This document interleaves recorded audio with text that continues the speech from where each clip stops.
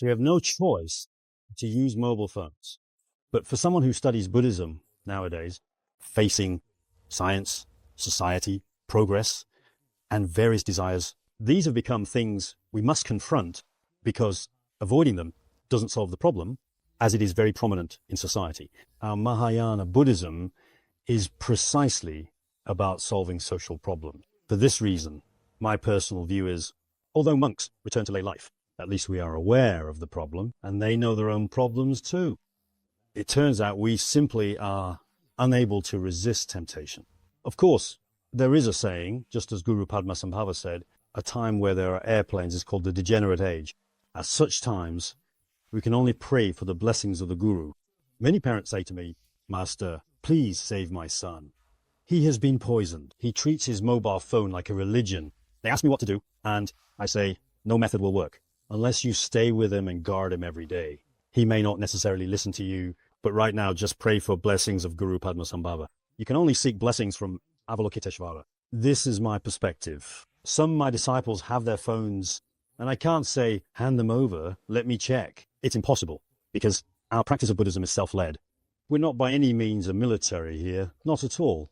I pray to the three jewels to bless you. You can look at your phone, but don't be tempted by it. If tempted, I hope you'll have a chance to recover in the future.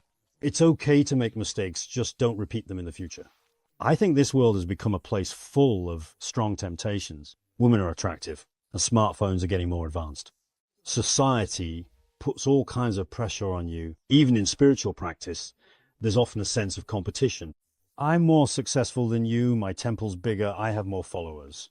It seems like this is the trend. And in this kind of trend, of course, personally, I always remind myself that I should be like a beggar. So I propose the idea of treating body like a beggar and heart like gold. And that would be fine, because temptation is simply unavoidable. Speaking of this, Khenpo, could you share with us, for a practitioner or monastic, especially the young ones who are willing to practice? Some people ask to be ordained right away, but in the end, they go off and get married instead. Because when their karmic conditions arise, when that kind of romantic feeling comes, it seems like they just can't help it.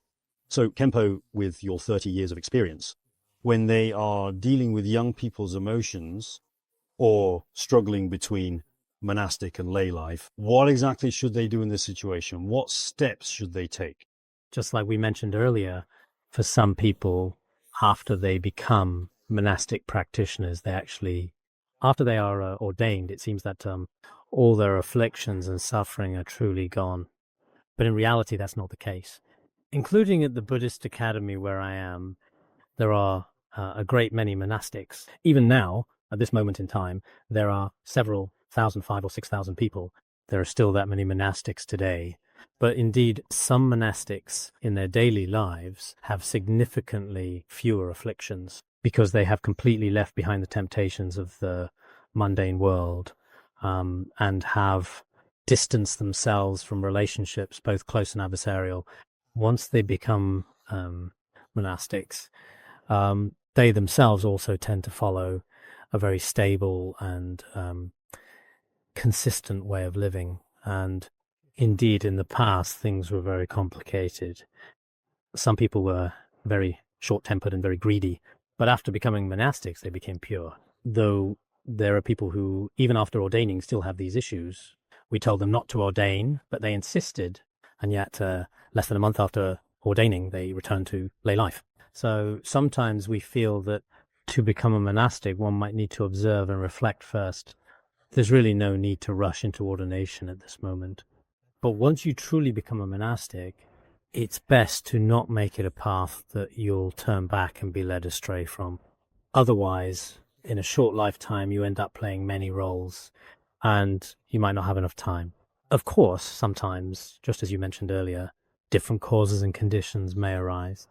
In Buddhism, we often say that when adverse conditions appear, it may affect both monks and some of our other practitioners as well. At first, their faith may be strong, but later, gradually, they become disrespectful to their teacher and often argue with their Dharma friends. In the end, their aspiration for the path will fade away.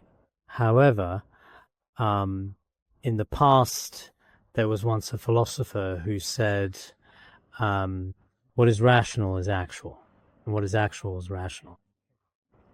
If we want to truly resist all non-virtuous actions, that would be impossible. Even during the time of Shakyamuni Buddha, it couldn't be done, let alone in our present time, an era with such strong temptations and rapid changes. Therefore, as practitioners today in our field, as true and dedicated students who study and practice the teachings of Buddhism, we must continuously listen, contemplate, and seek to benefit others. At the same time, it is important for us to regularly take a step back and carefully observe ourselves. Just as a highly respected master in Tibet called Mipham Rinpoche once said, though this world is filled with bad people, we ourselves must uphold a noble character at all times. As Master Hai Tao just mentioned, sometimes we would indeed pray earnestly and sincerely to Guru Padmasambhava and Avalokiteshvara and pray to our own lineage masters. In this way, the negative forces that confront us can be quickly transformed into positive ones. This is something I have personally experienced. Over the past 30 years, I have encountered many kinds of situations, but despite everything, I was able to carry it forward to today. Sometimes this is related to having a steadfast mind.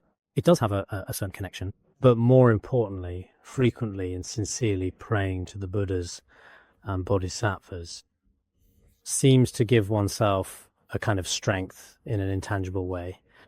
So for the monastics and lay people around me, I hope that they also pray often. Through prayers, their wishes are able to be fulfilled. But at the same time, we can't solely pray to accomplish everything.